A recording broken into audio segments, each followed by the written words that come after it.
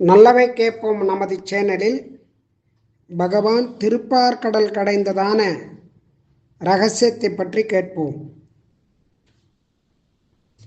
இந்திராதி தேவர்கள் சதுர்முக பிரம்மாவுடன் சென்று திருப்பார்கடலில் அந்த நாராயணனை குறித்து ஸ்தோத்திரம் செய்து, எங்களை அசுரர்களிடமிருந்து காப்பாற்ற வேண்டும், எங்கள் குறைகளை நீக்க வேண்டும் என்று பிரார்த்தித்து கொண்டனர். அதற்கிணங்க பகவானும் ஒரு உபாயத்தை, ஒரு வழியை அவர்களுக்கு கூறுகிறான். அசுரர்களிடமிருந்து உங்களை காப்பாற்ற வேண்டும் என்றால் பகைவர்களான அந்த அசுரர்களை நீங்கள் நண்பர்களாக ஆக்கிக்கொள்ள வேண்டும் என்று கூறுகிறான். அதற்கான ஒரு வழியையும் அவர்களுக்கு எடுத்து கூறுகிறான். அதை செய்ய வேண்டும் என்றும் கூறுகிறான். அவர்களிடத்தில் நயமாக பேச வேண்டும், இனிமையாக பேச வேண்டும். அப்படி பேசி அவர்களை நண்பர்களாக செய்து கொண்டோமானால் நமது காரியமானது வெற்றியடையும். அவர்கள் நண்பர்கள் ஆகிவிட்டால் அதன் பிறகு அவர்களை ஏமாற்றி நாம் கொன்றுவிடலாம், அவர்களை ஜெயித்து விடலாம் என்றதான ஒரு உபாயத்தை கூறுகிறார். அதாவது, ஒரு இடத்தில் ஒரு சர்ப்பமானது கூடையில் அகப்பட்டு கொண்டது. அந்த பெட்டியிலிருந்து வெளியே வர முடியவில்லை. உடனே அங்கு இருந்ததான எலியை பார்த்து, நீ என்னை காப்பாற்று, நான் உனக்கு பலவிதமான நன்மைகளை எல்லாம் செய்கிறேன் என்று இனிமையாக பேசி நட்பு கொண்டது. அதன்படி எலியும் அந்த பெட்டியை கடித்து ஒரு துவாரம் செய்து கொடுத்தது. அதன் வழியாக வெளியே வந்ததான அந்த சர்ப்பமானது அந்த எலியை பிடித்து தனக்கு ஆகாரமாக சாப்பிட்டது.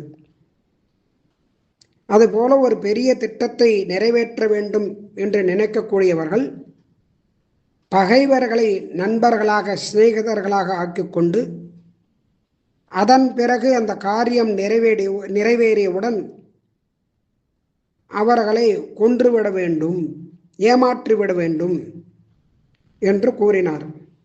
அரையோபி சந்தேயாக சதி காரியார்த்த கௌரவே ஆகி மூஷகவத் தேவாகி அர்த்தஸ்ய பதவீம் கதைஹி. இப்படி நீங்கள் அவர்களை சிநேகிதர்களாக, நண்பர்களாக சேர்த்து கொண்டு இருவரும், அதாவது அசுரர்களும் தேவர்களுமாக சேர்ந்து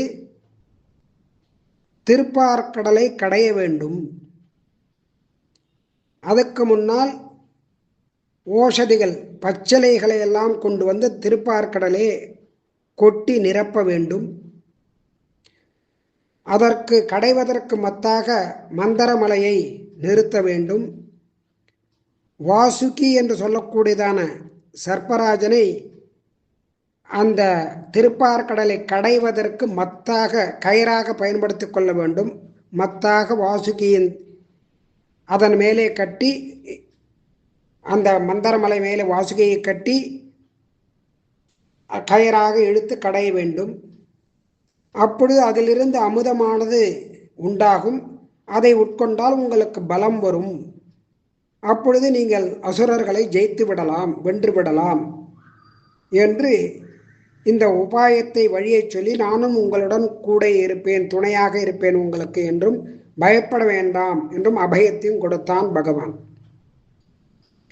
இந்த வார்த்தைகளை கேட்டுக்கொண்டதான இந்த தேவர்கள் அசுரர்களை எல்லாம் நண்பர்களாக ஏற்றுக்கொண்டனர். அதாவது நல்ல வார்த்தைகளை சொல்லி நயம்பட பேசி அவர்களை நண்பர்களாக சேர்த்து கொண்டனர். அப்பொழுது நாம் இருவருமாக சேர்ந்து சமுத்திர மதனம் பண்ணலாம் என்று அவர்களுக்கு கூறி, நமக்கு நன்மைகள்லாம் கிடைக்கும், அமிர்தமெல்லாம் கிடைக்கும் என்று சொல்லி நல்ல வார்த்தைகளை சொல்லி அவர்களை தன் பக்கம் இழுத்து கொண்டார்கள் தேவர்கள். இப்பொழுது ஒரு சந்தேகம் வந்துவிட்டது தேவர்களுக்கு. அசுரர்களும் தேவர்களும் சேர்ந்து அந்த சமுத்திரத்தை கடையும் பொழுது அதில் வரக்கூடியதான அந்த அமிர்தமானது அவர்களுக்கும் கொடுக்கும்படியாக வரும். அப்போ இருவரும் அமிர்தத்தை உண்டால் அவர்களுக்கும் பலம் இருக்கும், நமக்கும் இருக்கும். மறுபடியும் அவர்கள் நமக்கு கஷ்டத்தை கொடுப்பார்கள். அதனால் அவர்களுக்கு இந்த அமிர்தம் செல்லாமல் நமக்கு மட்டுமே வருவதற்கான ஒரு திட்டம் போட வேண்டும். இல்லை என்றால் அவர்களிடம் நாம் ஜெயிப்பது மிகவும் கடினம் என்று தேவர்கள் யோசித்தார்கள்.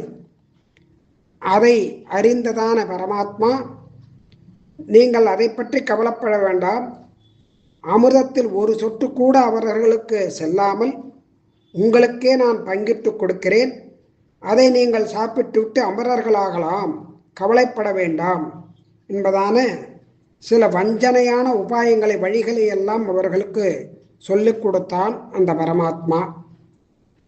ஒரு பசுவை கொல்றதுக்கு ஒரு புலி வந்தது அப்படின்னா அந்த புலியை ஏதாவது ஒரு உபாயத்தை கொண்டு அதை ஏமாற்றி அதை கொல்றா மாதிரி, அப்படி கொன்னா எப்படி பாவம் ஆகாதோ அந்த மாதிரி தீயவர்களை, கெட்டவர்களை வஞ்சனையால் அழிப்பதால் அது பாபமாகாது அப்படிங்கிற ஒரு தர்மத்தையும் தர்ம சூக்ஷ்மத்தையும் இங்கே பகவான் கூறுகிறான். எதற்காக இந்த திருப்பார்கடலை கடைய வேண்டும்? அவன் சர்வேஸ்வரன், சர்வசக்தன், எல்லா சக்தியும் வல்லமையும் படைத்தவன். அவன் ஒரு சங்கல்ப மாத்திரத்தினாலே, ஒரு சங்கல்பம் பண்ணாலே போரும், அந்த அசுரர்களை எல்லாம் அழித்து விடலாம். எதற்காக பொய்களை சொல்லி அசுரர்களை ஏமாற்றி இப்படி செய்ய வேண்டும் என்று தேவர்களையும் தூண்டிவிட்டு இந்த மாதிரியான சூழ்ச்சி இதுவைகளை எல்லாம் எதற்காக செய்ய வேண்டும் அப்படிங்கிறதான ஒரு சந்தேகம் கூட வரும். இதை ஸ்ரீமத் பாகவதத்தில் சுகபிரம்மமானவர் மிக அழகாக சொல்லுகிறார்.